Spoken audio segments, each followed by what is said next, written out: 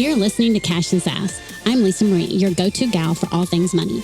As the Sassy Wealth Queen and the brains behind the Sassy Wealth Coach, I'm here to take you on a thrilling ride from the financial chaos to sassy and sexy money.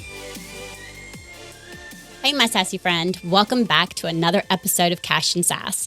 I'm Lisa Marie, the Sassy Wealth Queen and the brains behind the Sassy Wealth Coach and this podcast. And today my guest is Lisa Hopper, and she is the founder of the UK School of Coaching and Self-Mastery. She is an expert in helping passionate and talented coaches turn professional and elevate their influence, income, and impact.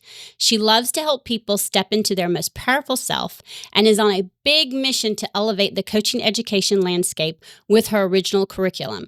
She is trained with Coactive Training Institute, Ericsson International, and travels the world to learn from the best in the business. Lisa loves travel, writing, sport, and coffee, and is currently writing her first book, I did not know that, Your True Nature, an invitation to become more of who you are. Welcome. Thank you for being a guest on my show. And we're just going to dive in. First of all, I did not know you were writing a book. And I love what you do because you and I have a lot of the same passion with, empowering the people that we work with. And one of the questions that I'd asked on the forum, and I just thought we would dive into, is at one point you used to think that like money, it was hard to come by and it was for other people and not for you. Can you tell me like how that felt or what that looked like when that was the case? Yeah, it definitely felt like that, but I don't think I was really aware of that when I was much younger. So looking back now, I can see how my programming led me to believe that that was the case and that that was my reality.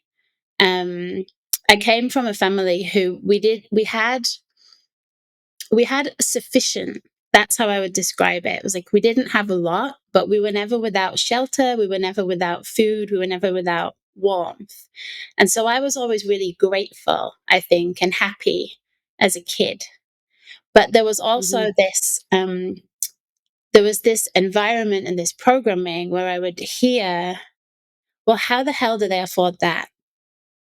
Well, if there's no price tag on it, it means you can't afford it. Well, do you think we're made of money? And so these two things really collided inside of me of like this, there was a seeing, I guess, like that you can be happy with what you have. But then there was also this curiosity around, but what does more give you? And so I started to develop this pattern where I would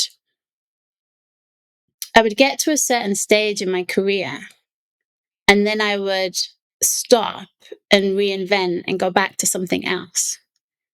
So when income was concerned, it would start to go in one direction, it would start to go up, and then I'd get to a certain stage, and then I would go and completely do something different. And so I was starting out as a beginner again on a beginner's salary. And that was such a pattern. And so this feeling in me of like, well, it does seem difficult to get to because I was in this loop. And you were in the loop of always starting over. Yeah. And so my mentality around it was very much, I just need to know that I've got enough. And then I was grateful for whatever was left over, but it was never big amounts of money that was left over. We were talking like tens of pounds rather than hundreds or thousands. And so I think that comes from this like childhood of like gratitude for what I have, sufficiency, but never really dreaming bigger because I didn't think that it was possible for me. And that feeling of, it was like a question mark around, how do you even make it possible? Is it for other people? Right. Or is it for me? And a lot of thinking around, gosh, it's gonna take a lot of work, and it's gonna be long hours, and it's gonna be really hard. Because that's what I saw. I had to do all of that to make more money up until a certain point, and then things started to change. What What was the pivot for that had it change? My entry into coaching, it really started to change everything. So I'd got a background in human resources and people development. But the first time that I hired a coach, I looked at this guy and he was incredibly successful. He was making 500K a year. He was living in a penthouse in Mayfair in London. And I was so curious around, wow, this could be a profession that I'm actually really good at. And you do this and you make a killing. Like, teach me. So it was the first time that I could really see an alignment between my skill set and what lights me up and a really strong income. And that has then been my journey from starting to work with him and then leaving the security of that job where I knew I can have my spreadsheet and I know how much is coming in every month. And I know that's going to have me have some left over to, oh gosh, like now I have to make it all myself. There's no security there. Mhm. But I still had this beacon that I was seeing from this coach and from other coaches who were really successful. And if I Mhm. could just do what they were doing and follow their instructions and follow their path, making it my own, I was like, this is possible. So there was something in that for me around now I can see the way. Now I can actually believe that it is possible and that can direct my actions. So it's still a lot of feeling, a lot of fear at the very beginning, you know, and that has definitely been a journey over 7 years now of really deepening my money mindset, my relationship with money, my Mhm. relationship with self. Um, Mhm. but I would say that was the pivotal part. It was like I actually woke up to it's possible. And now I have evidence Mhm. in my world where people like me can actually do really well. Right. We don't have to come from wealth to actually create it and have it, right? It's Mhm. like I don't know, it's like when you realize that you're like, "Oh, wow. Like I can have it." Right? Mm. I can create the wealth and I can have the wealth and it's not because I came from it. I Yes, can create it. I And can. that's a huge And it wasn't at the cost of lifestyle right. either. That was a biggie. It was like, wow, I can use a skill set that I have that I love doing, and I can Mhm. nurture and develop that and get even stronger at it. And I don't have to compromise on anything. You know, I don't have to go into a career that I don't enjoy just because I want the money. So I was never willing to do that. But here it Right, right. is. It's like an alignment with the skill set and the income. Yeah. Right. And did you notice? I mean, I tell my listeners and my clients all the time that the transformation with your relationship with money is not going to happen overnight. Mm. And it's, I stress that is something I still work on and that is something you'll work on every day. Um, because of the fact that it's just like working out. You don't work out for a while and then stay fit forever without working out, right? Mm. And you hit it. It's more, not only are you changing the relationship with your money, but you're also changing the relationship with yourself because I had another guest and we were discussing this was, chat changing that relationship with self and with money was making it an intimate relationship with self and money because in order to have a good relationship with money it needs to be an intimate one and you've got to change how you're looking at things of what you can do and um money is part of that is part of that shift. And did you find that there were times to where sometimes those old scarcity would come up and you're digging into the your tools to keep you going? Yeah, absolutely. All the time. All the time. So it there is a different feeling now. I would say if you had a pair of scales, it's like at the beginning it was mainly fear-based with some hope and possibility. Enough to have me stay in their lane, right? Stay in my lane, staying on the path. And it started to do this. And then so when this happens, when the scales tip and I have this like moment of like, oh gosh, I'm so I'm so able to back myself now. There's just so much more evidence of like who I am and what I need to do. If I want to turn up the income this month, I know exactly what to do in order to generate that. And at the beginning, I didn't have that. There was more needing to trust and have faith. But now it's like, no, I have a lot more evidence. So it takes less time to tip the scales back in my favor. But for sure, there's what I found is that even though that first coach was a big investment at the time, he was 30K for the year. And I worked with him for 6 months. So that was a huge investment when given the salary that I was on as a business partner at the time. Right. But now my investments are even bigger, and they're more frequent. And so there's always that that moment of like, am I going to bet on myself? And I really caught myself. One investment that I'd made, I caught myself coming from this attitude of, well, it's just 2 clients, and then I've made the investment back. And I caught that, and I was like, why am I thinking that way? Like, I'm playing to break even. What would playing to win look like? So again, it's this Right. relationship with self that allows me to really step into leadership in my life where money is free to come to me. Does that make It's, sense? it's coming from it's coming from a thinking of abundance and not just the scarcity mindset of breaking even. Mm, It's because I've even caught myself doing that. Like, okay, if I invest in this, how I can make this back in some. So I'm like breaking even. I'm like, wait a minute. I'm mm, doing that from a scarcity mindset of I'll just earn that much money back. Okay, what does it look like? How is this going to help me earn more? And if it's going to help me earn more, how can I go in and with that mindset, generating more to come out, like you said, and win, yes. And I think that's when we have to be able to, you have to come from that abundance mindset and realize that, um, you're not going in just to break even, you're going in to win, which means bringing in more revenue. Yeah. And, we all have these ups and downs and rebirthing that Alok likes to say. And, and I've been I didn't know rebirthing existed, not as deep as I've realized it exists until recently. And, I've realized and I've had to dig even deeper and learn even more of those, learn more tools to help with that shift, because the old stories or the old patterns sometimes want to pop back up.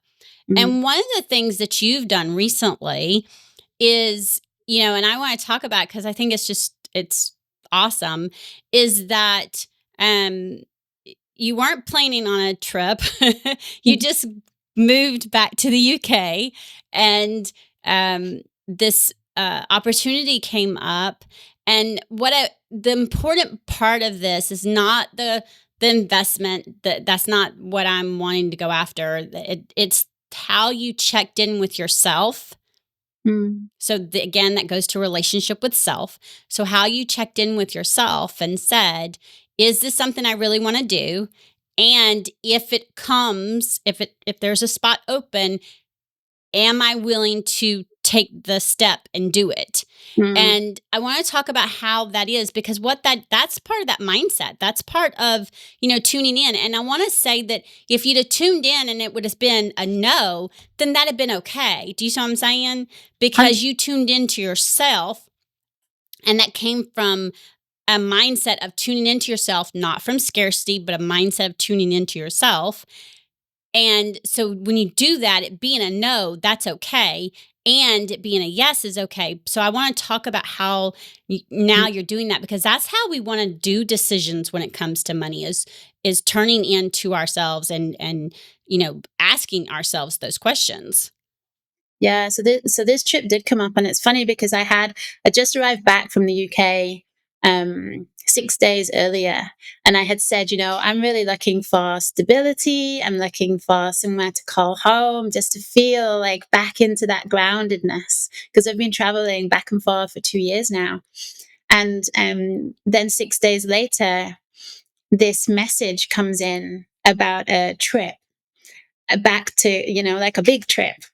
And I did check in with myself, because integrity to my word is really valuable. It's really important to me. This is relationship with self stuff. If I say something and constantly break my word, then I'm telling myself that I'm out of integrity. And so for me, I always hold that quite highly as a value. And so before I made my ask of like, is there a space on this trip? Can we make this happen somehow? I knew that if that was going to come back and be a yes, I had to be willing to say yes to it. So I checked in Right. before I even made the request. And that's what I like about it. The fact that you checked in, don't make a request or ask before. You check in before and you're making sure, okay, I thought that I want to do this. Do I really want to do this? If it comes and says yes, is this something I truly want to do? And then if it's a yes and it's coming from that place within yourself that feels good, and it can feel a little scary, but it should be Mhm. really exciting more so, then you did your job. You checked in with yourself. I tell everybody all the time, I don't say don't make investments. I say make sure you check in with yourself and make sure it's an investment that you, not that you feel like you need to do, but that Mhm. you're checking in with yourself and that you is something you want to do, and you can tell that that this is going to impact your business or impact your spiritual growth, whatever, in a good way. But Yeah. checking in with yourself is just so huge. Yeah. And the So spot you go. you did it. You opened up, you said yes, or Yeah. checked in with yourself and you knew you wanted to do it, and then you put the request out there and a spot came open, right? A spot came open. Yeah. So I checked in. There was a want, but there was also, it's like, I do want this, but a lot of people want things and aren't willing to do what it takes. So it's one thing saying I want something, but that check in was really around, am I willing? That was the question. I want it and am I Right. willing? And so when the spot came up and it was a yes, it was really fast paced. It was like, check your inbox. There's an invoice in there. Pay it. You've got a seat on the boat. And I was like, whoa. So all of this was happening quite quickly. But what I'd already done before that was in my mind and in my body, I could see and feel the opportunities that could come from this trip. And so my mind was going into the future. It was already on board. It was already seeing myself surrounded by these incredible thought leaders, these incredible entrepreneurs, these incredible business owners. And this bigger vision, right, for the world, for the health of the planet. And I wanted to be in an environment like that. And even though I can't quite grasp exactly what tangible things are going to come as a result of it, there's just a putting myself in those environments and then an allowing and opening up to receive what might come of it. And Mm-hmm. I could also feel into the opportunity to speak more on my return and the doors that it could open um, in this on the speaking circuit. So there was so much value for me in this investment. And it's not, when we talk about return on investment, when I first started out a coach, it was very money oriented. So I wanted to create impact. I always come from a heart led place. But for my own needs, I needed to make an income, right? I literally pressed Right. the button on my full time job. And so it's now, okay, I'm living in London. There's rent to pay. There's all the expenses. So it was very much a focus on this is what I need to make each month to keep myself out of going into further debt. Um, Whereas now the return on investment, it doesn't even feel like there's always a financial focus, which is the Yeah, the crazy thing. return, right. And I stress all the time that return on investment is not always money. The return on investment for you for this trip is going to be massive, and years from now it could be more revenue, and it's also going to be opportunities because like you're saying, it can be, you being able to speak, you're going to be around other um, leaders, and some of them are much bigger. And you know what I mean? So it's just, you're going to Mhm. be around all of this, and you never know who you're going to get to meet. Um, when you said what you said, I thought about it. It's like, you know what? That's what I did when I was invited. I was asked if I wanted to apply to go to Kenya to speak. Mhm. And I had to check in with myself because I was like, holy crap, first thing I did is I looked and saw that it's over a 20-hour flight. It's like a 24-hour flight for me. And I'm like, okay, Lisa, is this something like, if you apply and they say, yes, they want you, are you going to, you willing, like you said, are you willing to go? Are you willing to get on the plane for 24 hours? Are you willing to do the things and go? And I did what you did, what you're talking about. I turned in and I asked myself that, like, okay, I wanted to, and was I willing?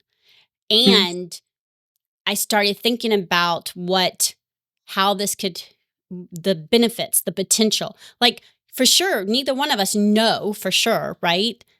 However, there's the possibilities. There's many possibilities that are inlined in both of those things. And I said, yes. And to myself. And so I applied and I had to submit a video and had to submit an application. And I think within 48 hours, I found out that I was accepted, that I was one of the 6. And, at first it was like, okay, OMG. And they're like, and here's an invoice, right? Again, I'm the same way as you. It's not more so letting someone else down. It's the integrity with me. Because if you check in with yourself and you say, yes, I'm willing, and then you don't, you're letting yourself tell you that you're not worthy of, in my opinion, telling yourself you're not worthy of making that or spending that or investing that. And you have to come from this abundance of, this is something I want to do. This is what I want to invest in. And this, I can see the possibilities of what can come from this. And I think that's huge, because sometimes, especially as we grow and what one of my coaches says, we get deeper into our business. So as we get deeper and up level, we are going to have bigger investments, and we're also going to have the universe test us even more. Yes. And we all know that. And so that's where that kind of comes in to, okay, are we going to trust ourselves, right? In that process. So I love how this came about, and how you, you checked in with yourself, because it wasn't just the cost for, the investment to get on the boat, right? You're also having to do a 20-hour flight. So you're having to do a 20-hour flight. So there's that, and you just told me you hadn't even unpacked from your trip yet. Yes. And you were going to be unpacking, and now you're having to repack. So there's a lot more into it than, just that part. When you say you're in. Yeah, in the schedule. And I love, part of the work that I do is on self mastery, and it's a lot of it is looking at, like, what's the perspective that I'm standing in that's causing me suffering, or moving me away from suffering closer to peace. And so when I was thinking about the investment of my schedule, because there was some reshuffling around, I had clients that, I would need to move. And that's something that I don't do. That's another thing that I'm really, like, in integrity with my word. If we have a session, we're having the session. And it is very, very, very rare. It would be an extreme occasion where I would cancel or have to reschedule a client session. So I don't take it lightly. And, but I had so much fun with it, because I wanted to astonish my clients. So instead of seeing it as, oh gosh, this is now something that I'm going to have to do to somebody and move them, I really sat with that person and thought, like, what are they creating? What do I know about them? What would they love? What would they find valuable? So that when I could go to them and say, hey, this incredible opportunity has come up, but it does mean that I'm not going to be available for a session. And therefore, I want to offer you a couple of options.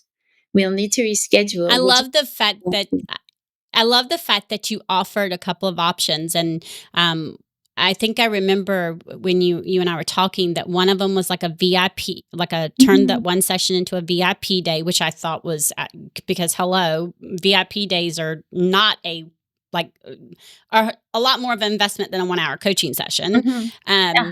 and you gave your client a couple of other options. And I think you said that they chose to have a session before you left and a couple of books Yeah. for you to send to them for them to read. Yeah, because I Right? know this particular client that How we're awesome talking. is that? Yeah, they love books. They love reading. And so, whilst I'm away here, have this. It's I love just being in service to people. And I would say that's probably the thing, in that has to be included in the recipe when we talk about money. Service has to be in there in our Oh, profession. absolutely. And so really putting my perspective and my focus on, oh my gosh, all of this is a great opportunity. This is so great that I get to reschedule. I get to astonish my client in this way. And it's really a different feeling and a different energy that gets brought into the space. So I'm sharing it because it's like we can so often talk ourselves out of things because we can easily find reasons why not. And our mind then loves to Mm-hmm. exaggerate the story and get into the reasons why not. And I just love that coming back to neutral and then taking another look. And I think that's really powerful when you're not wrapped up in your story and your habitual thought patterns, which create habitual solutions. And you really just allow yourself to be like, okay, let's get still and let's just be with this and see what comes through. And the most innovative ideas and most creative, most fun solutions can come to mind from that place. Yeah, and see, and I love that. I absolutely love that because I tell people all the time, and I mean, I admit it, I'm notorious for getting in my head, and that's not so bad to get in there. It's the fact that I'm much better than I used to be, and I could literally get in there and just get inside my head and do exactly what you're talking about. It just becoming a uh, I don't know, like a fest feed of, Mhm. all the reasons why I shouldn't, Mhm. um, or, or can't or whatever. And the key is to being able to, like you said, take a minute, take a deep breath, step out, bring yourself back to that neutral. And what I say, when you bring yourself back to neutral, say, and why, and instead of saying, why I shouldn't, why should I? And listing all these positive reasons of why you should, and reminding yourself of where you came from, right? Like how far you've Mhm. come, like talking about, that you've achieved this, all the Mhm. evidence. And I think that, when I go and look at the evidence of everything I've done, it reminds me, you can do that. And there are these possibilities and there is more. And I just think that, like you said, making decisions from that place and making sure we're not making it from the scarcity place or inside our head place, is a big thing. And sometimes, I don't know about you, but I still find myself going in my head, and I'll have to bring myself back out to that neutral place and say, Mhm. no, back out here to make the decision. Because the key is both of us, we've done so much work, we can actually see it now, right? We recognize it, and we're able to do the shift. And that doesn't happen overnight. You'll start recognizing it, and you can do the shifting. It doesn't happen as quickly overnight. It's just willing to be able to do the work to recognize it and bring yourself out of that. Yeah. um how did you start doing that? How did you start making that shift for you? Um, I have so many different ways of doing it. I'm like, I'm kind of greedy when it comes to practicing things. So if I hear of something, I'm like, well, let me try that. Let me try that. So I run a lot of experiments. But one of my first mentors said to me, the more intense the feeling that you're in, the more likely your thinking is off track. So usually what we Ooh. do, yeah, it was a goodie. It's like usually what we do is we feel fear or we feel frustrated or we feel panicked or we feel something. Our body is telling us and there's a feeling. But because it's such an intense feeling, we get really interested in the thinking that's behind the feeling. And then we expand on that thinking. And before we know it, we're really engrossed in that story. And so what he was saying was, even if you can't catch the thought, even if you don't know what the belief is or the thought is to reframe or to try on a different perspective, just using that feeling as a barometer to be like, oh, pause. My thinking's off track. Don't trust myself in this moment. And so that's been a game changer Oh. for me. Just being with that, like, just using the feeling as the barometer, the feeling as the guide. It might not be so accurate. And then you get to Because it's question. so because it's so Yes. intense. Yes. And so you Yeah. can just take a moment to pause and go, okay, is this actual, or is it intense because I'm feeding it? I Because we love usually that. notice the feeling, right? Before anything else. We're about to launch Yes. something. Yes. It's like, oh, hang on. Like, maybe I just don't trust myself in this minute. So that's a good way if you can't quite get to the what's causing me this grief right now. If you can't quite get to that, then you can use the feeling as an indicator. But the other thing that I love, it's so simple, it's just post-it notes. So I'll just decorate with post-it notes and I'll stick them on my laptop and I'll just have a constant reminder of the state of being that I want to be in. And so in my work, many years ago now, I had a client who I found, and it's nothing to do with the client. This is all just points to our own work. I love like radical ownership. So I had a client and I found that I was always trying to get them somewhere. So they would come and they would bring their problems or their challenges, and I would get really into it and I would be like determined to get them somewhere. But actually, that was taking both of us away from presence and, this slow down, this stillness internally. And so I just put a post-it note on the laptop and it just said nowhere to get to. And so I'd have that literally right next to, so they couldn't see it. It was just sticking on my screen. When I was with them, I could just keep that going into my mind, nowhere to get to, nowhere to get to. And it was just in the moment reminder of just come back to being present. If you weren't trying to solve everything in the 60 minutes, what would the conversation look like? How much space would you give your client? You know? And then Um, you actually end up providing a lot more coaching to where they're able to grow more yes, so than always trying to get somewhere. yes, absolutely. I love that. Um, and the other thing, I think I'm really interested in the more helpful viewpoint. So this was a biggie as well. We love to be right. Our egos love to be right, even if it's costing us. Even if it's keeping us in our anguish and our pain and our suffering. It's like, but we do want you to know how bad it is for me. So we'll fight for our smallness. We'll fight for our suffering. And so really like taking a stand for my greatness, my bigness, my Right. giantness, my peace. I'm going to take a stand for that. And what does that look like? And I'll give you an example of where this changed instantly for me. And then I came in with the post-it notes to remind me. But I years ago, I had an accountant and I'd got into a complete pickle with my bookkeeping. And they sent me an email on a Friday night to say, you owe £22,000 back to your director's loan account, and you have to pay it in 9 months. And I don't remember the interest rate; it was something like 36%. It was a big percentage. And Holy I was crap. like, yeah, I said something not quite as politically correct. I know exactly what you said because I was just using a much better word than what I would have said. But that email came in and it came in on a Friday. So here's my story, right? The email comes in on it's a Friday and they would have known now I'm going to be stressed all weekend. So you can hear that the story's got a grip on me. And so I was in fear and I was like, how am I going to create all of this? I don't have it to pay it back.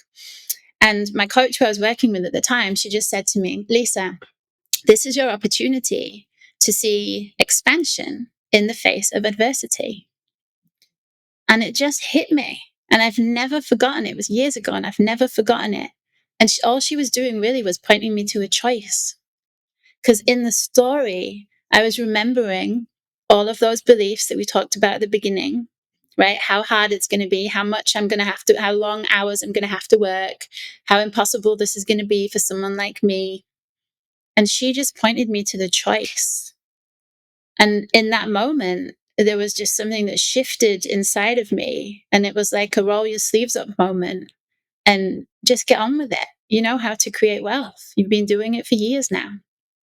And so that's what I did. And what was it And so she said to you? she said, this is your opportunity to see expansion in the face of adversity. Expansion. Yeah.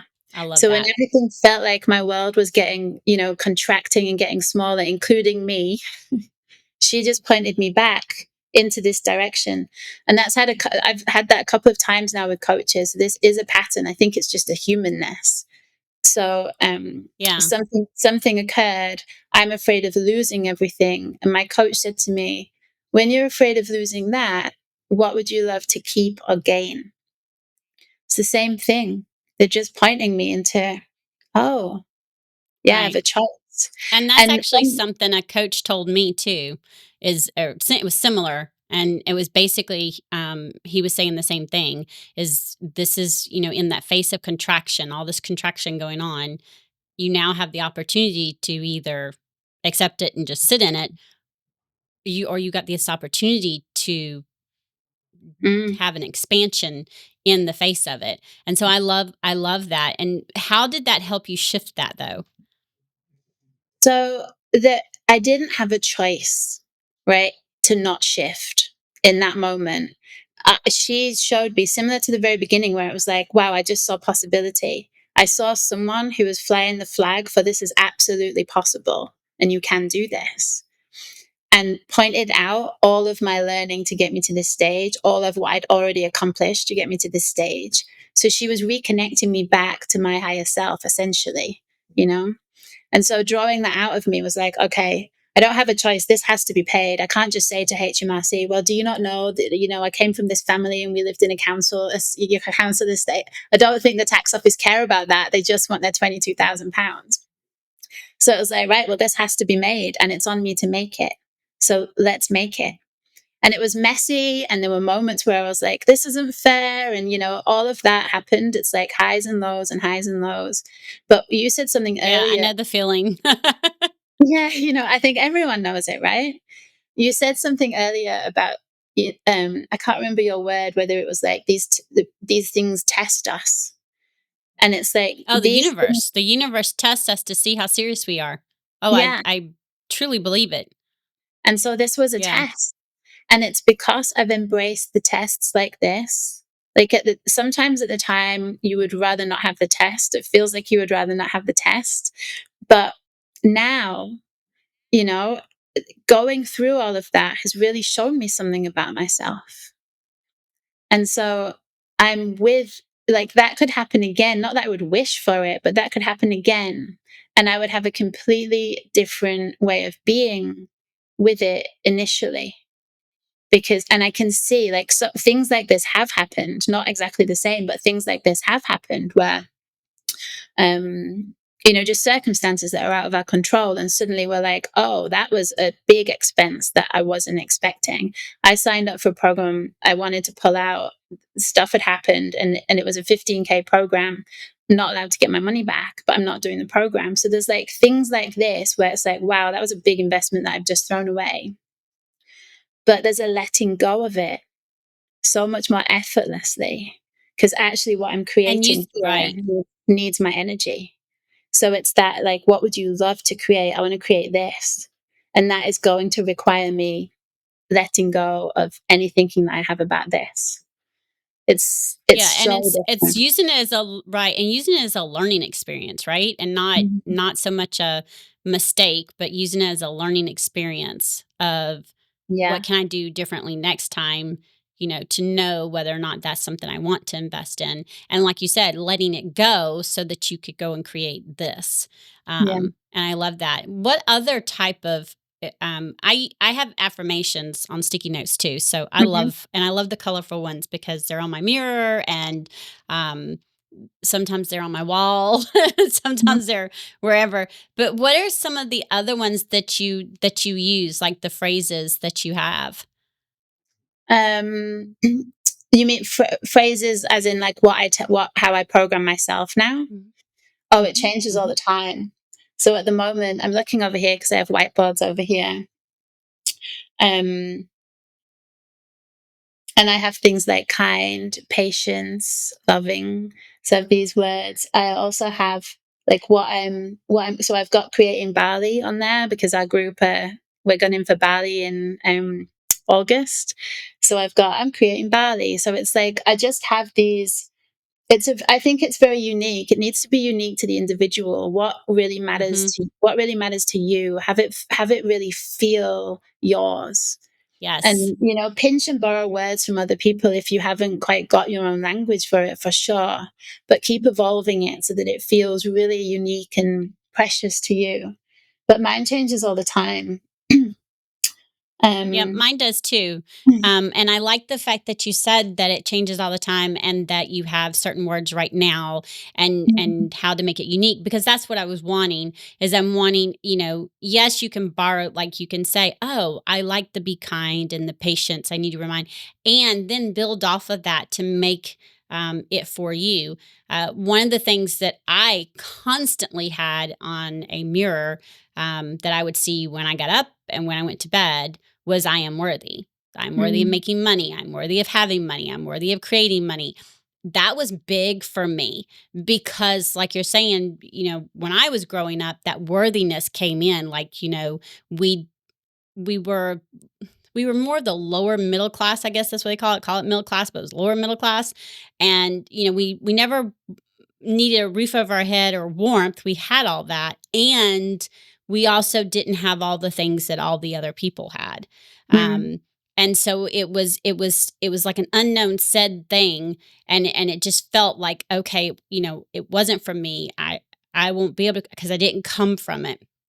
And so that was one of the big things that I had constantly everywhere. And now, like you're saying, it's now changed. And so mine's mm, more of the abundance and going deeper. But that was one of those things that I had plastered everywhere. I mean, I wanted yeah, to see it. I had it popping up on my phone every hour, on the mirror, big, huge pink sticky note on the yeah. mirror, so I can see it. And people laugh, and it works because you're retraining your brain. You're seeing it, and you're saying. And what I would do is every time I'd see it, I would say it. There's something about speaking it out as well, that like getting your voice into the room, connecting to it. There's so much you can do Hmm. on your own. I love a process called the living vision, which is a journal entry that I write 1 year from now. And I look back and I write it as though, I've written it from on that day. And it's like, I'm so grateful for, and this is a powerful process for me. So I have this up on my kitchen wall every morning. I connect to it with my cup of coffee and I just embody it. And so I had that when I was creating my life in Vancouver a couple of years ago. And there was a moment where I was looking at this and it was saying, I'm so grateful for my life in Vancouver. And here I am sitting in Glasgow. And I just checked in with myself. And am I being the person who's creating this life in Vancouver? Because, 6 months from now, this is what it's saying I'm going to be doing.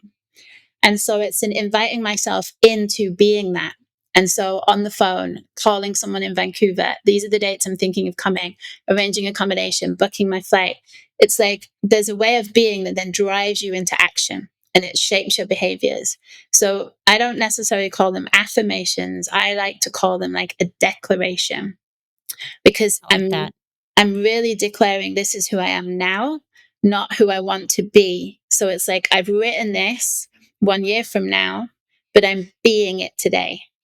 And a lot of it Right. is, yeah, a lot of it on there is the being state. So if I know that um I want to um I want to be of service, it's like how do I want to be that allows service to express through me? So it would be, I'm so grateful that I continue to work through the illusion of my stories, um through the lies of the judgments, through, it's like it really was a document that allowed me to embody something. It was spiritual, but it was practical. It's like, am I being Right. this? So that's a big one for me, and that's something you can do for yourself. Um, but other ways of really shifting here, I would say hire somebody. because you can't see your blind spots. I just going back to those two moments that I've talked about where it was like this big loss has just come in. It doesn't feel as easy to pick yourself up if you haven't got someone kind of stretching out a hand. And they're not stretching out a hand with compassion to feel sorry for you, to be like, oh, poor you, come on up. It's like, I've got you and let's create. So it's still a very, have your moment to be in the feeling of it. We're not saying ignore it, dismiss it, but having someone is so valuable, so powerful. Oh, very much so. Because I mean, when I was going through mine, I have my two coaches, and I have, and in that moment, they did exactly what you're talking about. Have your feelings, feel it, and let's. We're here to help you create and move forward. And I know without a doubt that, one, the work that I've done, but having my two coaches allowed me to learn even more new tools to mm, help me process and move through, with the rebirthing and the phoenix rising and move forward. I would still be stuck in all of that, if mm, I wouldn't have. And so, and I'm going to be the first to admit that it's not always the easiest thing to ask for help. Okay, the first to admit, and I think we're both proof that when we have coaches, that one of my mentors, she said it best. She said, "You're inside the pickle jar and you can't see it. mm-hmm. I'm outside the pickle jar, and so I can see all around, and therefore I can help you process through, so then you're on the other side of the pickle jar instead of inside it." It's really hard for us to see something and understand something when we're in the mess, in that pickle Yes. jar. And I hate pickles, so I love the fact that she used a pickle jar, because to me pickle jar would be a mess, because I don't like pickles. So it's hard for us to see those things when we're in the thick of it, in the mess. And so Yeah. that's why it's so important to have mentors and coaches, because them being on the outside of it, they're going to be able to have a different perspective and be able to see it, because they're not in the thick of it. And they're going to be able to reach out a hand to you and say, let me help you move through this, feel your feelings, move through this, and let's create, so you're getting out of that pickle jar. And I Yeah. just think that analogy is just something that stuck with me over the last 3 months, 4 months. And I just think it's true, right? And you are able to process and create faster, I'm sure, because you had a coach being able to remind you of what you're capable of, right? And It I was think that so that's much. really important. Yeah, and it was so much more than I've even shared as well. The story about the accountant. Now, we didn't have a great relationship. Surprise, surprise. And so I didn't take the relationship to my coach. I took the problem around this £22,000 bill. And so here's the difference between what a friend would do and what a coach would do. Because if anyone's listening and thinking, when we're talking about, like, the extended hand, come on, we're gonna create. Like, a friend could extend a hand, cheer you on to create. But it's such a different conversation and relationship with a coach, because a friend Hmm. might get into your story with you. That's unreasonable for someone to send that on a Friday. How dare they send you this bill, £22,000? Why did they not tell you before? And then I'm back in, I know, right? So now I'm back in my victimhood. Whereas what my coach actually said was, and I don't remember her exact words, but she was having me see how I was a pain in the ass client. She was having me see how there was a possibility for a relationship still to be built with this person. And it was like, what? That I was fully in the pickles. I was a pickle. There was not a chance I was seeing that. And I wasn't even asking for that. But she just saw an opportunity for me to become something even bigger than the person who can create this money. And this is like, at least you take yourself everywhere you go.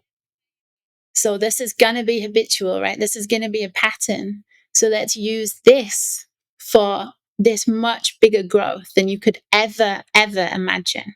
So we've gone from this horrific 22K bill to probably something that I will never forget as one of the most precious gifts that I could have been given.